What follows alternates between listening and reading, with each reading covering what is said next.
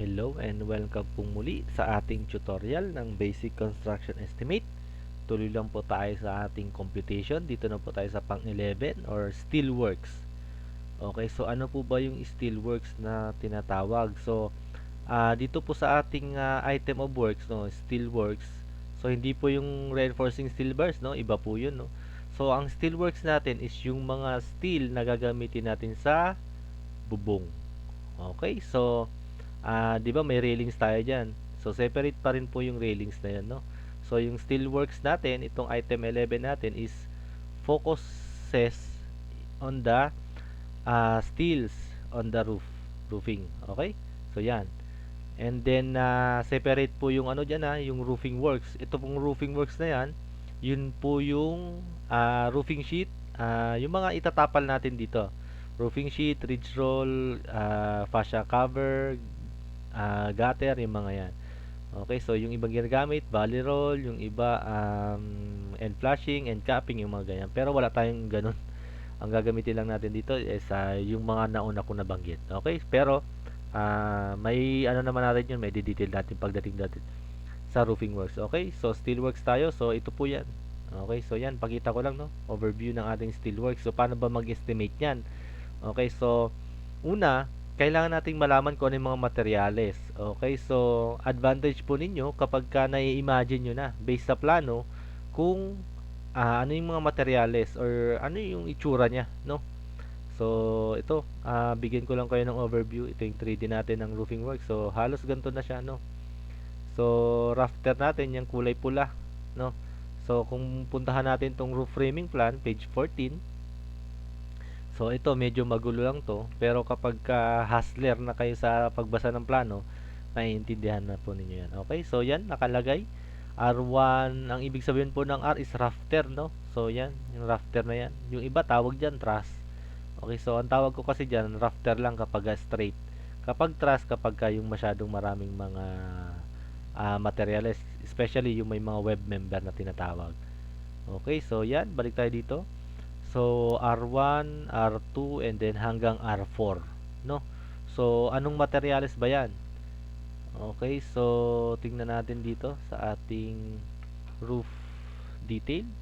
So ayan, ito yung roof detail natin. Okay, so dito tayo titingin ng ating materyales. So unahin na natin yung rafter. Ito, sabi niya rafter. So yung rafter natin 2 by 6 by 6 mm. Okay, so take note 2 inches, 6 inches. Pero yung thickness naka millimeters, naka metric, no? So, ganito po kasi ako mag-detail, hindi 1/4, no? Kasi kapag sinabi nyong 1/4 sa supplier nyo, kadalasan may iba't ibang klase ng 1/4. Excuse me. So, yung 1/4 ng iba, yung mga substandard, 4 mm, 5 and 5.5, mga ganyan. Kaya ini-specify ko talaga yung thickness, 6 mm, hindi siya 1/4 na 4 mm or 5 or 5.5. Okay, so ganyan po ako mag-detail kahit sa angle bar, no? So, for example, ito. Okay, so yan. Ilista muna natin kung ano yung mga materials natin sa Steelworks. So, numbering ko muna. So, ang gawin ko, ito. Formula siya. Okay, kasi masyado nang mahaba. Okay, so unahin ko na po yan. Yung ating 2 inches. Try ko ang kopyahin. Kung makakopya. Okay, so ayun, pwede pala. Pero wag na. Okay. So 2 inches by 6 inches by 6.0 mm. Thick na BI. Okay, BI channel bar. Okay, channel bar na lang, no? And then yun, may channel bar na tayo. Next natin na materyales. Siyempre, yung purlins natin, no? So, after natin ng rafter yan, yung kulay pula. So, next natin is yung purlins. Okay, so yan. So, ito po yung purlins natin nakalagay. Ito nakalagay 2 by 4 by 1.5 lang. GI naman yan. Okay, so 2 inches by 4 inches by 1.5 mm thick na GI ano yun? C purlins. Okay, purlins. Okay, so next natin punta natin dito. So yung mga steelworks natin, so ito yung ating angle bar support yan, connector support. So ito po yan, yan. So naglalagay tayo ng angle bar, yan yung support ng ating purlins sa ating rafter, no? So yan, angle bar. So yung size ng ating angle bar 2x2 siya, pero hindi siya 6mm, manipis lang, 3.0 lang. Okay, so sakto na po yan. So sulat natin 2x2 by 3.0 mm thick na BI black iron channel bar. Okay, so yung GI naman galvanized iron. Okay, so yan, okay na tayo. And then tingnan natin ano yung materials pa natin dyan. So yung angle bar, and then itong flat bar, so sagrad. So kung tingnan natin sa 3D, ito po yan yung kulay yellow. Yan, okay. So kung maalala nyo yung explanation ko kung bakit ganyan, balikan nyo na lang po yung ating video dun sa kung paano magbasa ng plano.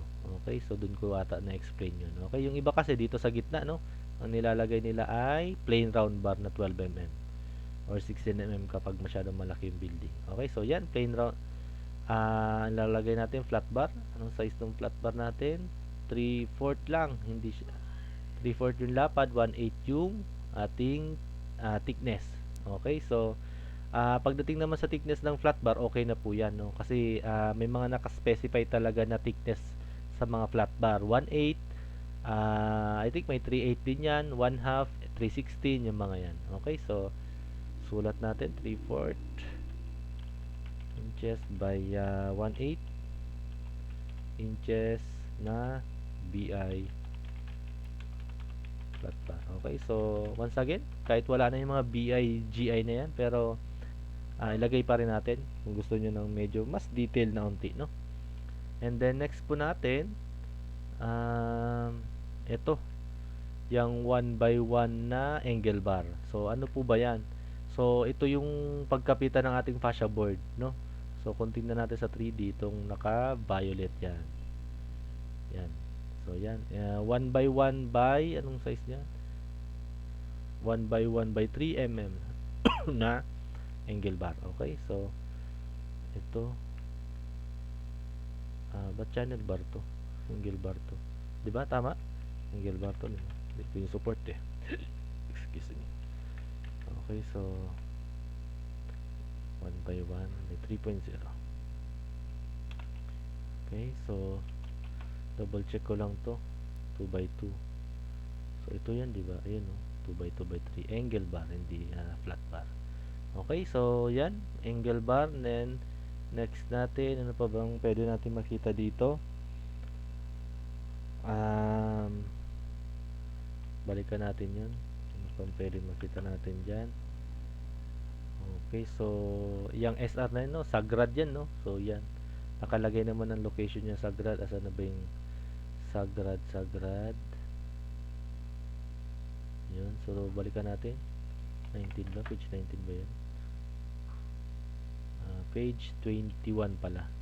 So yung ating Sagrad, yan, walang nakalagay na spacing, pero nakalagay naman doon dito sa drawing, no? In between siya ng truss or rafter, no? Ang next natin ay itong cross bracing. Yan, cross bracing. Anong detail ba nakalagay dyan? So ito siya, 12mm plain round bar for cross bracing with 12mm turn buckle at each end. So yan, so kung tingnan natin sa 3D, ito po yan, no? Yan, yung kulay blue. Okay, so yan, yan, so ganito po ang itsura nyan, no? So yan, magko-cross bracing ka dyan, papunta doon. Okay, so hindi ko na siya sinakto doon, no? Syempre, layo na masyado yun. Okay, so ganyan ang pag-install niya, no? And then sa isang dulo, ayan yung turn buckle, no? Para pag-adjust-adjustan natin, no? So pag higpit, pagluwag. Okay, so kapag kasi nilagay yan, hindi siya masyadong mahigpit. Okay, syempre bakal yan, mahirap hilahin yan. So ito yung ginagamit natin pag-adjust. Okay, so kapag kasi hindi yan mahigpit or yung dapat sakto lang talaga yung higpit niyan, kasi kung hindi, useless na yung gamit natin dyan. Okay, so dapat sakto yan. Okay, so yung cross bracing natin, kada dulo merong turnbuckle. Okay, so usually kung ano yung size ng ating cross brace, which is a plain round bar, yun din yung size ng turnbuckle natin. Okay, so yun, sulat natin, kopyahin ko lang yung ating percent. Ay, ba't walang nakalagay dito? Dapat meron yung dapat meron yung sign na diameter, pero yun okay lang yun. 12 mm plain round bar. Okay, and then 12 mm na turnbuckle. Okay, turnbuckle. So yung mga, kung gusto niyo makita yung size ng turnbuckle, meron tayo dito. Okay, so shout out sa pinagkakanbasan ko nito, no, dito sa aming LCK yata yun, sa may dito sa Ilagan, LCK Trading ata. Okay, consumables and turnbuckle, ito yung mga sizes niya, and then presyo na rin. Okay, so 12, yan, 56, lagay na natin 56. 56. Nakita na rin natin. Ay, mamaya na pala. Mamaya na, sorry, mamaya. Okay, so next natin, syempre, halos wala na, no? Lahat na ng materials meron na, no? I mean, yung main na materials, okay na, no? So, ito, ano yan? Strut yan, pero, ano din yan, channel bar, no? And then, ito, purlins, okay na. So, goods na tayo. Ang kulang na lang natin yung mga accessories or consumables, which is, ito, close ko muna to.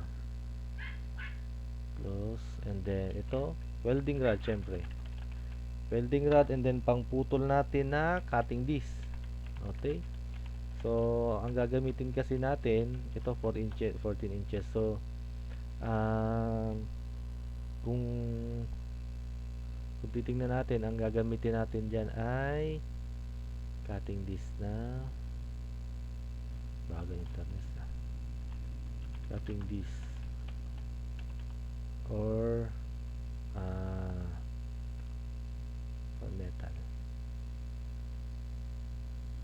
Okay, so ito po yan. So yan. Okay, so anong tawag kasi dun sa ano, wait lang. So ito ang kailangan natin, cut off machine. Okay, so yan, meron naman yung ginagamit, yung ordinary na cutter lang, pero ito try nating mag-iba. Okay, so ito yung ating cut off machine. Meron ba tayong sample dito, Pix? Cut off machine, wala pala.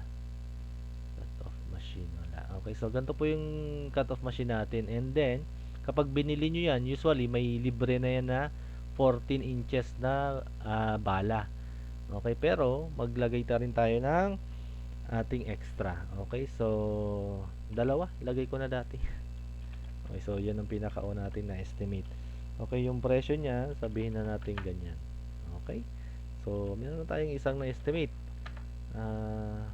Check ko lang, recording ongoing, goods. So yan, next natin kung paano ba mag-estimate nitong mga to ng quantity. Okay, so ito per piece yan, piece din yan. Okay, so piece, lahat yan. Okay, so ito per kilogram. Okay, or per box.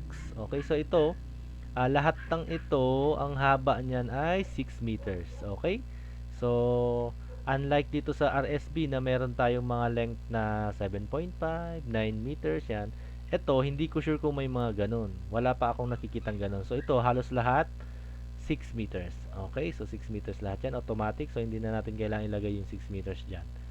Okay, so ito per piece yan. And then yan, paano ba mag-estimate ng channel bar? Okay, so unahin natin dito. So paano mag-estimate yan? So paano kailangan? Ito kasi pagkakaiba niyan. Ito yung plano natin. Pwede nyong gawin dyan, sukatin nyo na lang yan. So baka ang una nyong naisip is ganito. Meron kayong naka-scale na printed na copy nito, and then ang gagawin nyo is halimbawa ganito ang naisip nyo, no? Susukatin nyo siya. Okay, so kapag ganito ang ginawa nyo, halimbawa yan. So nakuha nyo 6.6, sabihin mo na lang. Okay, ngayon, mali yan. Bakit? Kasi yan, nakapahiga. Ito, nakapaslant. Okay, so syempre, magkaiba yung haba ng nakaslant sa nakahiga. Mas mahaba yung nakaslant. So, mali yung ito, yung kung susukatin mo lang. Okay, so, ang tanong, paano natin malalaman yung haba niyan? Okay, so, ganito yan. Tignan natin yung detail dito sa ating ito. Meron tayo sa page 22. Tignan natin page 22. Okay, dito sa detail ng ating roofing frame. So, merong nakalagay yan, no. So, ito, so parang section view nitong itong unang detail. So, ito siya. So, ito, yan, dito mo makikita ito yan. No? So, yan. Pati itong itong support niya. Yan. So, yan ang makikita mo. So, yan po yun, no? And then, itong isa naman, dito sa kabila. Okay, so, yan. Okay. So, yan. Meron tayong detail niyan. So, kung titingnan nyo sa plano, no? Yan. Balikan natin sa roof framing. Ito po yan, R2. Yan, R2 yan. R2. Okay, so, ilang R2 ba yan? 1, 2, 3, 4. So, 4 na R2. Ngayon, ang gawin natin, gawa tayo ng separate tabulation. Okay, so, kagaya nito, no? So, meron tayong tabulation yan. So, ito na yung mga materials na kailangan natin. So, unahin natin yung channel bar. So, ang nakalagay dun is R1. And then, R2. Sorry. Capital yan. And then, hanggang R4, no? Hanggang R4. Okay, so, yung length ng R2 kasi yung mahahanap natin agad is nandito. So, yan. Ang gawin nyo dyan, sukatin nyo na yan. Tama ba? Sukatin nyo na po yan gamit yung ruler or metro. Okay, so kung susukatin po natin, ang scale nito ay 1:50. So, adjust ko to. 1:50. Okay? Pero mamaya, tingnan natin anong pwedeng gawin kapag hindi ganito. Kapag hindi susukatin. Okay, so ang pagsukat ko po hanggang dito, no? So, bakit magkaiba? 5.4. Wait lang. Mali yung explanation ko kanina, no, na mas wait lang. Double check ko. Iba pala to. R2 pala to. R1 naman yung sinukat natin kanina. Okay, so itong sinukat natin kanina 6.4 R1. So dapat mas malaki dun yung total na length, actual length ng R1. Okay, so ito 5.4. Okay? So ilagay na natin 5.4 yan, yung R2. So ito siya. Balikan natin. So yung R2 natin yan. Parehas po yan, no? R2, R2, R2 yan. Okay, so 5.4 yan. So ilagay na natin 5.4. So 4 na piraso. Okay, so yung total length, kunin muna natin yung total length, no? Saka natin i-divide sa 6 later on. Okay, kasi nga, syempre kailangan nating ano yan. Ang kagandahan naman kasi dito sa mga bakal, pwedeng i-welding lang, no? Hindi kagaya ng kahoy na magi-splice ka. Okay, so kailangan mo yung cutting list. Ito, hindi. Kailangan mo lang yung total length, divide mo ng 6, makuha mo na yung total quantity. Okay, so yun po. And then, ito, so, pakita ko lang, no, kung bakit R2 yan. Baka kasi magtaka kayo, bakit R2 din yan? Okay, so, kung susukatin po natin, R2 po yan. Okay, so yan, 1:50. Balik tayo dito sa standard na yan. Sukatin lang natin. So yan, ba't wala dito lumalabas? Okay, so yan, 4 point, wait lang. Yan, 4.65. Wait lang, no? Double check ko lang. And then itong isa, present 4.65 ata. Ito dito. Yan, 4.65. Parehas po yung haba niyan. 4.65, 4.65. Kaya parehas yung ano niyan. yung kumbaga labeling or pareha sila ng ano designation or ng length at saka ng height. Okay, kaya R2 yan, isang pagkapareho yan. Okay? So, next natin, paano natin makukuha yung length niya, kagaya ng sabi ko kanina, ng hindi natin sinusukat, kagaya ng ginawa natin dito. Diba, ang ginawa natin para makuha yun is ito.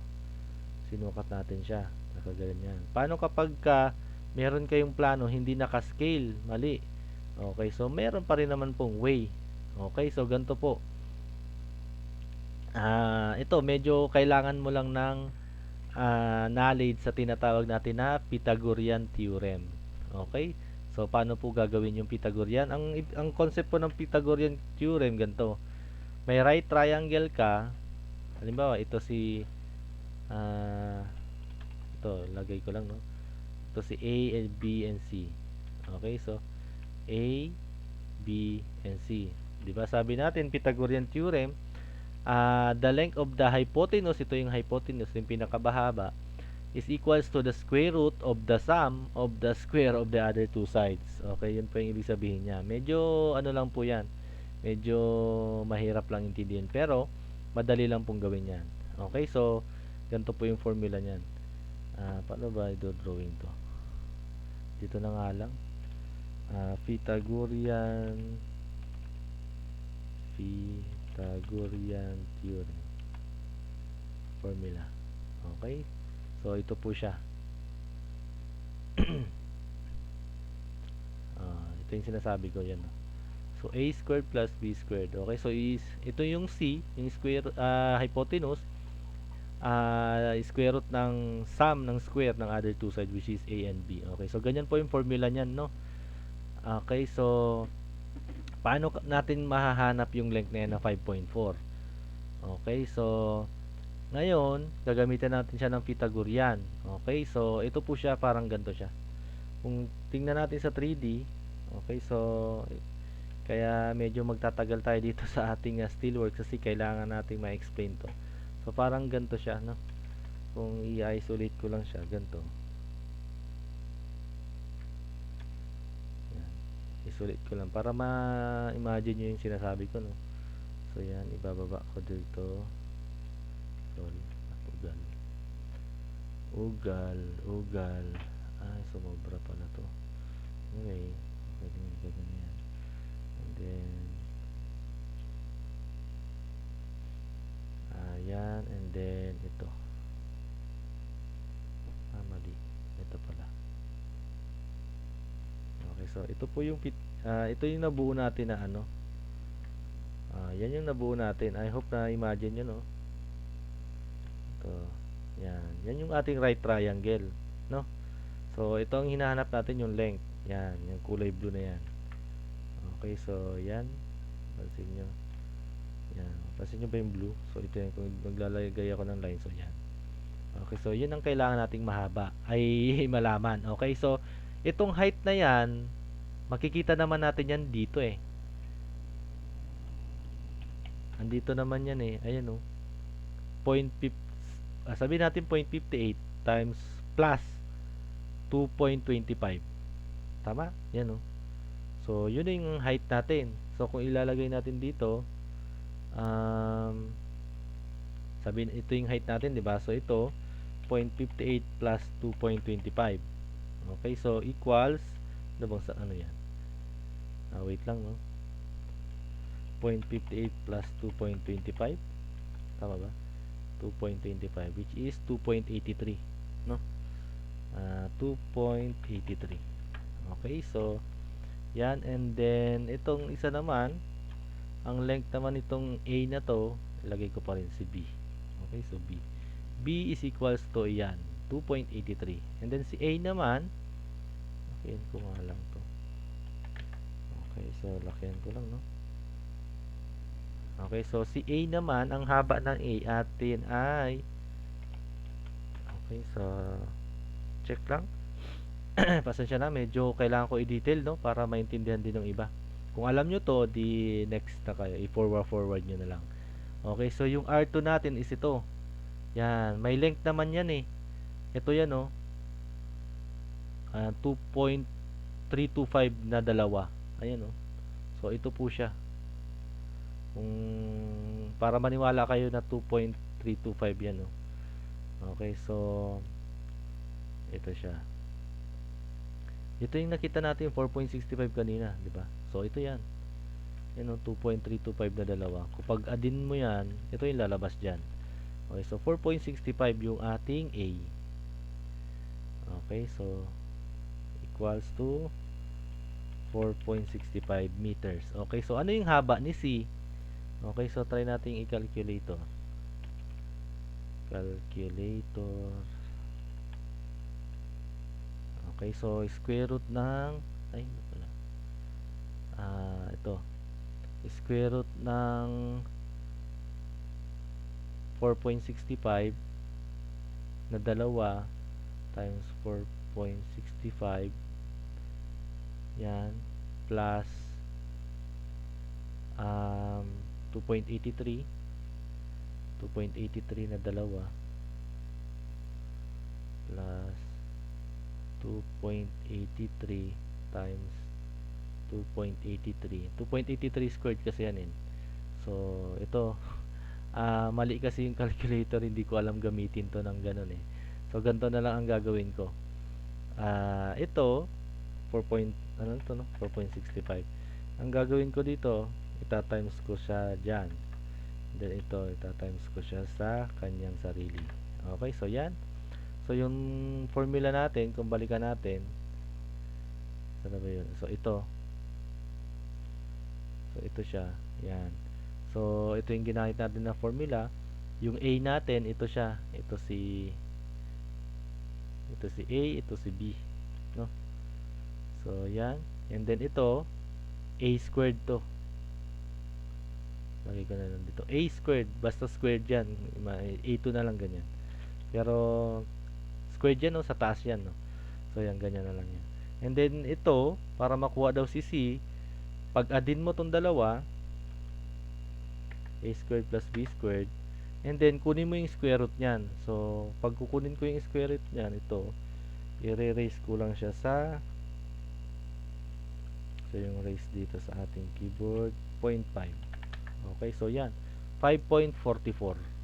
okay, so yun po yung formula nya. Okay, so 5.44, ilan yung nakuha natin? 5.4.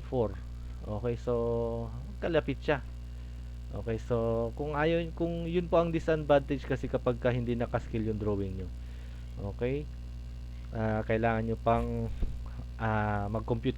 Pero kapag naka-scale yan, sukatin nyo na lang, problem solved, ganun kadali. Okay, kaya bilhin nyo na itong plano ko. Okay, so yun lang. And then next po natin, may R1 ay R2 na tayo. R1 naman, itong R1 naman, ito talaga no choice tayo kundi gumamit nito. Okay, so ang R1 natin, ang length natin, tingnan yan. Okay, so balikan natin to. Okay, so yung R1 natin, magpipitagorean din tayo. Okay, ang pagkakaiba lang kasi yan, di ba, pag ganyan. Ito naman dito siya, medyo kakaiba siya, no? Medyo mahirap to i-drawing, sa totoo lang. Okay, so basta pag ganyan siya,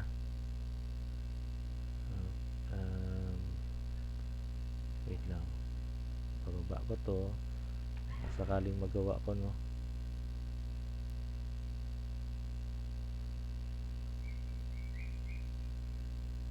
Yan. Okay, so and then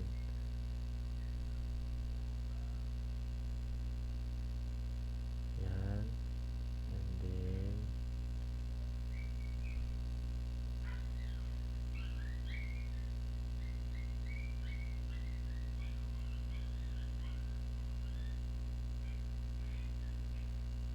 okay, so yan, ibaba ko to,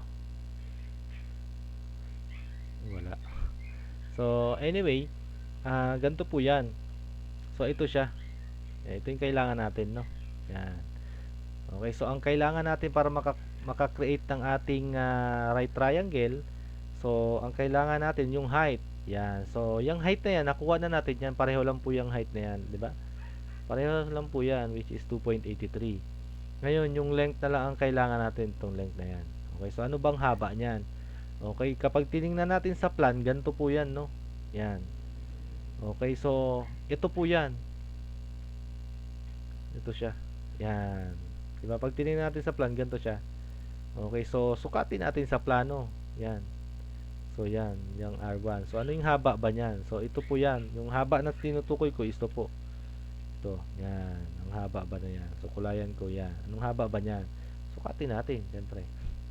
Okay, so once again, kailangan nakascale yung drawing. So ito siya. So 6.6 sabihin na lang natin para madali.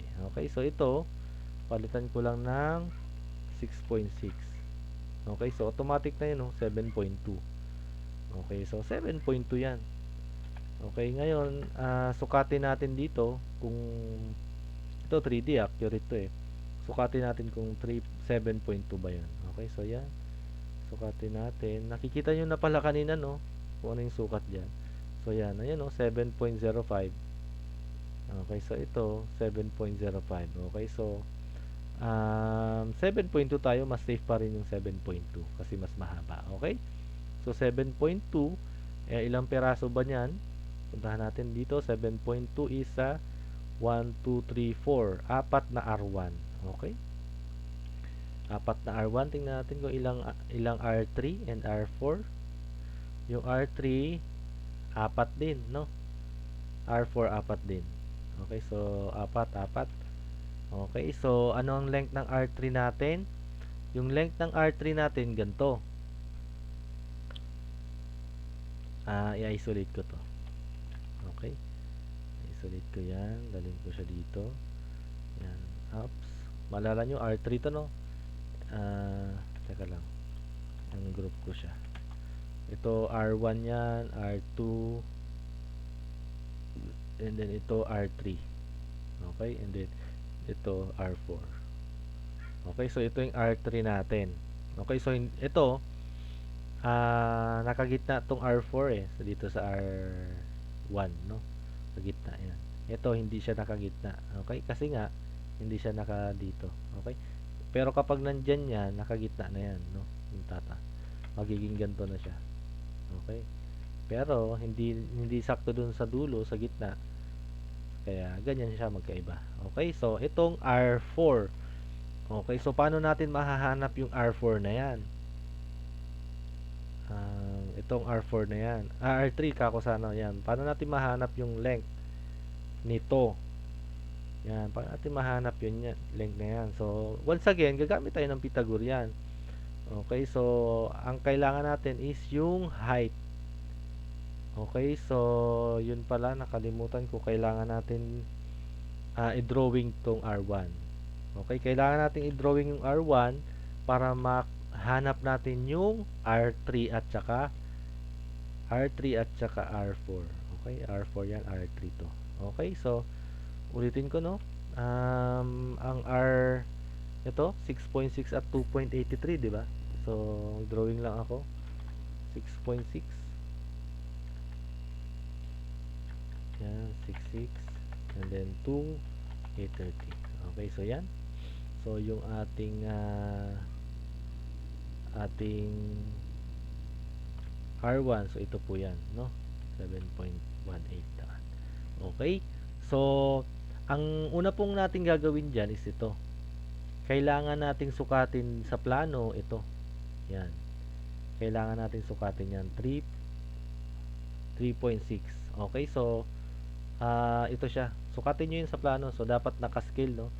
So yan, 3.6 yan. Wait lang, i-double check ko. Double check para sure tayo. Okay, so 3.6. Okay, so tama naman siya kasi nga ang kalahati nito is 6.6, 3.3 ang kalahati ng 6.6. So kung 3.6 ito kailangan yung i-drawing to, no? Kailangan yung i-drawing yan sa papel. And then ito, gagawa ko ng line. And then drawing ako dyan ng 3.6. Okay, so ito siya. So hanggang dito siya, no? So pagka drawing, ito dapat nakaskwala yan. Okay, nakaskwala. Okay, so ito yung haba ng ating wait lang, hindi pa pala, sorry. So, after natin yan, so, kukunin mo tong height, which is 1.5. Okay, so, after nyan, makukuha na natin yung height. Ito.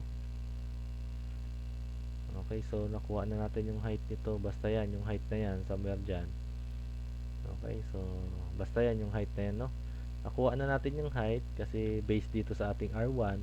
Ang kailangan naman natin ngayon yung length, yung isang side, yung pahiga. Okay, so dito natin makukuha yan. Sa plano pa rin. Okay, so yan, sukatin natin yan. Okay, yung una natin ginawa, sinukat natin papunta dun, no? Yan, papunta dun. So, ano yung length niya? So, yun yung 3.6. Tama? And then ito, kunin natin yung haba niya gamit yung AutoCAD. Okay, so sukatin natin. Ito ay 2.6. Sabihin na natin 2.6. 2.6 and 1.5, no? 2.6 and 1.55 sabihin na natin. 2.6, kopyahin ko nga to para hindi malito, no? 2.6 and 1.55. Okay, so may nagta tayo 3.1 sa ating R3. Okay, so I hope na intindihan niyo, no? Medyo ano lang kasi to, medyo nakakalito kapag hindi nyo kabisado yung Pythagorean, at the same time hindi nyo siya na-imagine. Okay, so I hope na intindihan nyo. And then R4 natin, ito po siya, R4. Yan, so R4, yung ginawa natin sa R3 pareho lang po yung sa R4. So sukatin muna natin yung pagganyan. Okay, so sukatin natin. Sabi yun, tabi ko nga lang para hindi tayo masyadong malayo. Okay, so ito, sukatin natin to. Yan, so 3.3. So ang gawin natin, kagaya dito, drawing ka dyan ng nakaskwala yan, then 3.3. Okay, so sorry, 3. Okay, so ito siya. Okay, so mas mababa siya. Okay, print ko to, bababa to eh. Okay, so yan 1.42 sabihin na natin. So yung height 1.42. Okay, and then yung A natin, yung haba, ito siya. Okay, so 2.35 lagay natin 35. So yan 2.75. Okay, so kunin natin para parehas yan. And then may kulang pa tayo pala. Ang kulang natin, syempre may space dito, automatic may kulang na yan, no? Okay, so ang kulang natin is strut, and then diagonal support. Okay, so yung strut natin ito, itong sa gitna, no? So yung haba niyan ay, tingnan natin doon, meron to ang alam ko, ito yan, strut, ayun, no? Strut ST 1.2, pero dalawa yan. Ayun, nakalagay na nga, dalawang 2x6. Okay, kung tingnan natin sa 3D, ganito po siya. Okay, so dalawa yan. Okay, so buburahin natin to. Ayan, magkadikit siya, no? So yun yung ating strut. Okay, so 1.2. So 1.2 na dalawa lang yan. Okay, so and then diagonal support naman natin. So sorry, so ito na yan, sukatin nyo na yan. Okay, so sukatin natin yan, 1:50. Ito, sukatin na natin, gawin ko siyang 1:50. Okay, so ang haba niyan ay 1.3, sabihin na natin 1.3. Okay, so ilan bang ganyan? Okay, so ayun, makita naman natin, no, yung ganyan support ng R1 at saka R2. Tama? R1 at saka R2. So ito siya. Yan, burahin na natin to. Yan, so yan, bali 8 siya kasi 4 yung R1, 4 yung R2, di ba? So ito siya. Imagine nyo, no? R1 at saka yan, R22 and then R1. Okay, so 8 para parehas yung length niya, no? And then total length, and then ito i-divide ko siya sa 6. Okay, so 14.43, 15 na yan. Wala ka nang mabibiling 0.4 na na channel bar. Okay, so okay na tayo dyan. Medyo safe na tayo kasi ito halos same length yan. And then may pasobra pa tayong kalahati kasi 4.4, sabihin na natin 4.5. So kapag binili natin 15, may itira na kalahati which is 3 meters. Okay, so 15 pwede nating ilagay dito yan. Okay, so 15 na piraso. Alright, so check natin. So 40 minutes. So next na ating next na video natin yung katuloy nito, masyado nang mahaba. Okay, yun lang po and see you sa next video natin. Thank you and God bless you everyone.